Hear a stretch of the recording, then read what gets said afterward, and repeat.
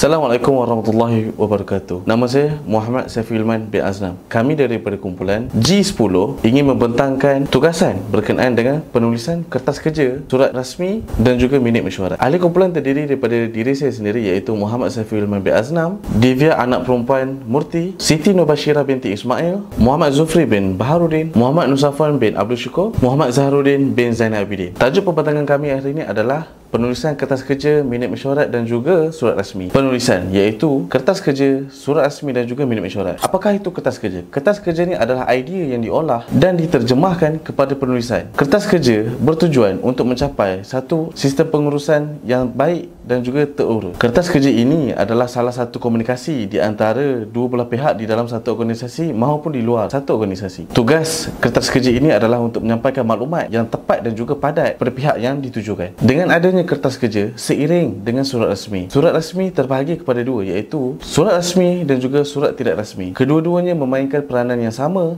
tetapi format yang berbeza. Penulisan surat rasmi ini adalah penting bagi beberapa perkara iaitu pelantikan, permohonan, pelakuan, kelulusan, cadangan, rayuan dan juga arahan. Kebolehan penulisan surat rasmi ini perlu diterapkan di mana-mana organisasi bagi tujuan untuk memberikan imej yang baik kepada organisasi luar. Berlainan pula dengan minit mesyuarat di mana minit mesyuarat ini tidak boleh diajukan kepada pihak luar ataupun bukan di dalam satu organisasi. Kerana apa? Kerana minit mesyuarat ini adalah laporan mengenai perkara yang dibincangkan ataupun dimesyuaratkan di dalam sebuah mesyuarat. Bahkan minit mesyuarat ini sangat penting bagi tujuan follow up ataupun dikenali sebagai tindakan susulan daripada mesyuarat tersebut. Terdapat dua peringkat di dalam minit mesyuarat iaitu mencatat dan menyediakan. Mencatat itu adalah apabila mesyuarat dilakukan, seorang yang dilantik perlulah menulis segala perkara yang dibincangkan di dalam mesyuarat dan kemudian menyediakan minit mesyuarat tersebut di dalam satu konteks yang kompleks dan juga padat dan diserahkan kepada pengerusi majlis. Konsep penulisan yang baik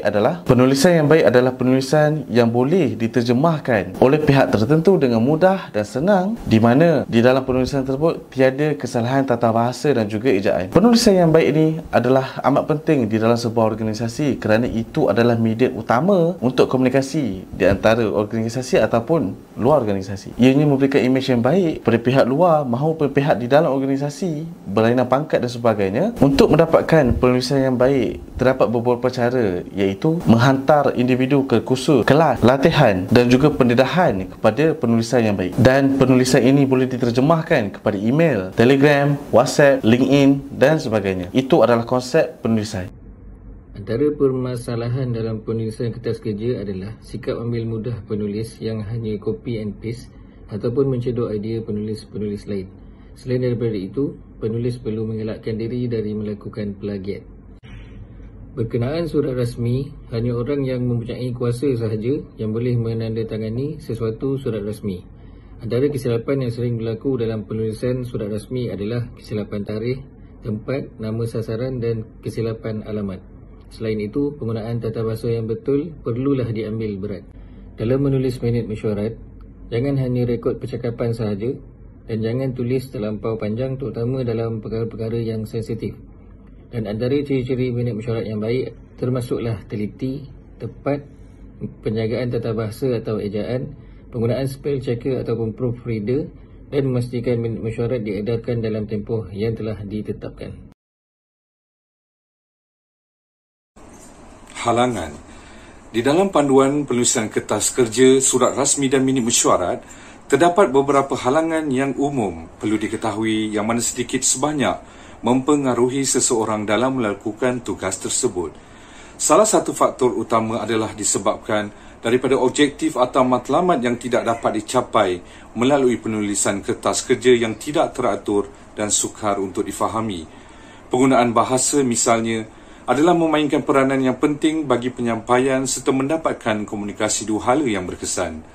Seperti urusan rasmi melalui syarikat antarabangsa, penggunaan dan pemilihan bahasa perantaraan yang sesuai perlu dititik beratkan agar dapat mencapai matlamat serta tujuan di dalam sesuatu penulisan. Demikian, dana kewangan juga adalah menjadi aspek utama dalam mendapatkan kualiti di dalam penulisan serta surat yang berkualiti. Tidak hairanlah di mana terdapat sesetengah syarikat sebagai contoh gagal untuk mendapatkan sumbangan dari syarikat yang besar berikutan kertas kerja yang dihasilkan tidak berkualiti dari segi penggunaan bahan. Contoh bagi seorang usahawan, dalam memberikan kepercayaan kepada produk, mereka seharusnya membekalkan tester produk kepada setiap penjual atau peruncit yang mengambil bahagian di dalam penjualan produk mereka. Hasilnya, ia memberikan keyakinan kepada pembeli untuk membeli produk apabila dapat mencuba atau menggunakan produk tersebut secara percuma pada waktu pengenalan. Akhir sekali, tujuan sesuatu program harus diatur dan perlulah diteliti dengan baik bagi mengelakkan daripada berlakunya perkara di luar jangkaan. Contoh yang mudah dapat difahami melalui aktiviti luar. Banyak faktor yang perlu diambil kira termasuk persekitaran, cuaca, kepadatan jadual jemputan terhormat dan pelbagai kebarangkalian yang harus dilihat melalui setiap aspek sekaligus dapat melancarkan aktiviti tersebut dengan jayanya seperti yang dirancang. Salam sejahtera. Saya dihormati pensyarah Puan Nur Zila Haji Aziz dan rakan-rakan sekalian. Saya Divya dari Grup 10. Hari ini saya ingin membentangkan tentang cabaran menulis minit mesyuarat surat rasmi. Kita mulakan dengan cabaran menulis minit mesyuarat. Cabaran pertama yang kita menghadapi dalam perkara tersebut adalah terlalu banyak maklumat yang diberikan oleh peserta. Contohnya, masukkan satu atau dua orang lagi dalam perbualan dan perbincangan menjadi lebih sukar untuk memahami kerana kini anda mempunyai beberapa orang dengan latar belakang yang berbeza dan cara berfikir yang berbeza. Mereka cuba untuk mempersatukan jika anda mahu peserta lain dalam perbualan. Cabaran kedua dalam menulis minit mesyuarat adalah perlu mengambil minit mesyuarat yang dipengerusikan dengan teruk. Antaranya adalah seperti pencatat minit mesti mengikatkan dan mengingatkan jika perlu pengurusi untuk melakukan tugasnya mempengurusikan segala-galanya yang bermaksud memberitahu semua orang untuk tidak bercakap antara satu sama lain. Di samping itu, cabaran biasa yang kita berjumpa apabila menulis surat rasmi adalah pemformatan tidak profesional, terlupa untuk semak ejaan, menggunakan bahasa tidak berformal. Justifikasinya tersebut ialah surat rasmi hendaklah memasukkan tarikh di bahagian atas, diikuti dengan alamat syarikat. Teks surah hendaklah diselesaikan ke kiri dengan ruang di antara perangan. Pastikan anda menggunakan sapaan dan penutup yang sesuai. Terdapat banyak jenis format untuk surat perniagaan. Taip dan salah ejaan mudah disemak. Jadi apabila orang melihat ralat, ini mereka sering memburukkan keseluruhan mesej. Kekurangan penyuntikan atau pembacaan proof menunjukkan bahawa anda tidak serius tentang kandungan surat anda. Sebagai contoh daripada mengatakan bahawa keputusan itu buruk atau menjengkelkan, anda boleh mengatakan bahawa keputusan itu mencabar dan anda boleh menggunakan perkataan seperti oleh itu bukannya kerana dan begitu juga bukannya juga. Akhir sekali adalah cabaran yang setiap individu diatasi apabila membuat kertas kerja, menyampaikan maklumat yang tepat dan betul dalam bentuk komunikasi lisan. Oleh hal yang demikian, komunikasi lisan tersebut hanya berperanan menyampaikan maklumat yang memang telah disediakan dalam kertas kerja tersebut. Assalamualaikum dan selamat sejahtera. Saya Muhammad Nur Safwan bin Abdul Syukur, nombor matrik 291093. Saya akan menerangkan tentang cadangan panduan penulisan kertas kerja, minit mesyuarat dan surat rasmi. Yang pertama adalah kertas kerja. Penghasilan kertas kerja yang baik perlulah gabungan dan penstrukturan yang sistematik dan kreatif. Langkah-langkah yang perlu diambil kira semasa penghasilan kertas kerja iaitu format penulisan kertas kerja, pembentukan isi, kesinambungan wacana dan rujukan akhir yang mantap. Memerlukan usaha merangka isi dan menghasilkan idea dengan cara yang betul dan tepat. Rangka ini diperlukan agar penulisan tidak tersasar daripada apa yang hendak disampaikan dalam kertas kerja tersebut. Sebaik-baik rangka isi ini daripada kepelbagaian sumber, daripada pembacaan, seperti surat khabar dan majalah maupun diperoleh daripada internet serta hasil perbincangan dengan pakar dalam sesuatu perkara. Setiap kertas kerja juga hendaklah disediakan dengan jelas dan padat dengan maklumat yang lengkap supaya ia dapat disampaikan dengan tepat dan berkesan. Okey, yang kedua, minit mesyuarat. Minit mesyuarat. Penulis minit mesyuarat perlu fokus dan teliti setiap perkara yang hendak disampaikan kerana setiap isi kandungan yang ada di dalam minit mesyuarat tersebut hendaklah bersandarkan maklumat yang tepat dalam sesuatu mesyuarat. Selain daripada itu, penggunaan gaya bahasa juga dan struktur ayat yang sesuai adalah penting dalam minit mesyuarat. Contoh kata ganti nama diri yang terdapat dalam minit mesyuarat antaranya ialah minit mesyuarat jawatan kuasa dan pengerusi lembaga pengarah. Minit mesyuarat ni dia adalah penting kerana ia merupakan dokumen rujukan untuk proses pemantauan, perkembangan dan kemajuan projek atau aktiviti serta mengukur kejayaan atau kegagalan sesuatu projek. Oleh sebab itu, dalam menghasilkan minit mesyuarat,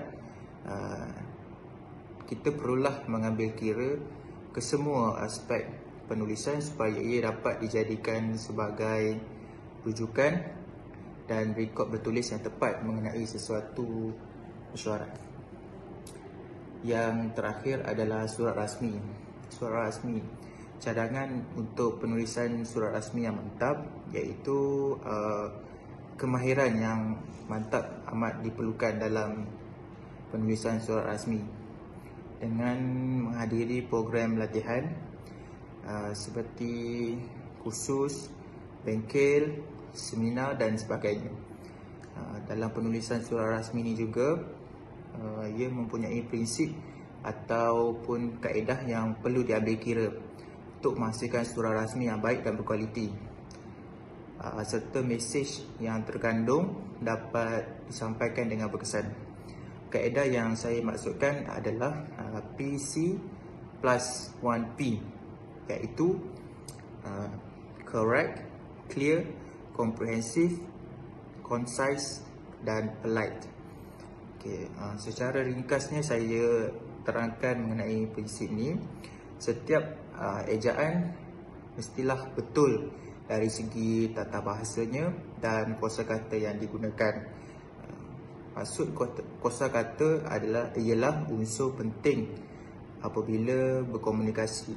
Kegagalan dalam memperoleh dan memperkembang kosakata akan menjejaskan pencapaian bahasa serta ianya akan mengelirukan mesej yang hendak disampaikan.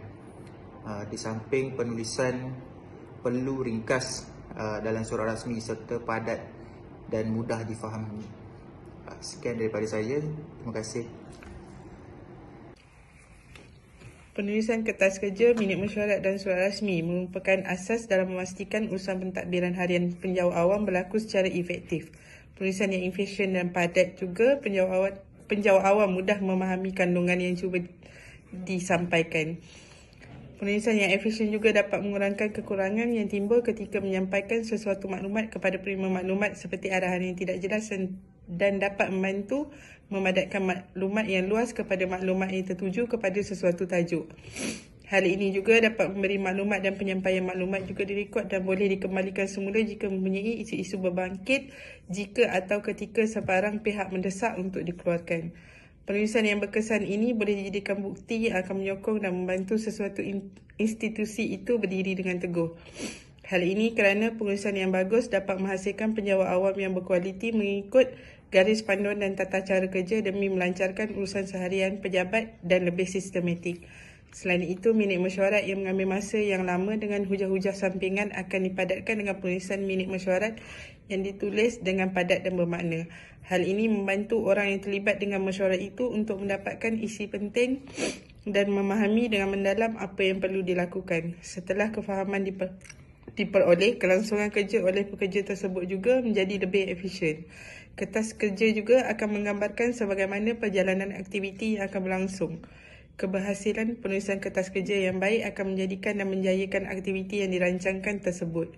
Jadi, penulisan yang efisien amat diperlukan dalam setiap organisasi supaya kelangsungan aktiviti dan kerja boleh dijalankan secara sistematik.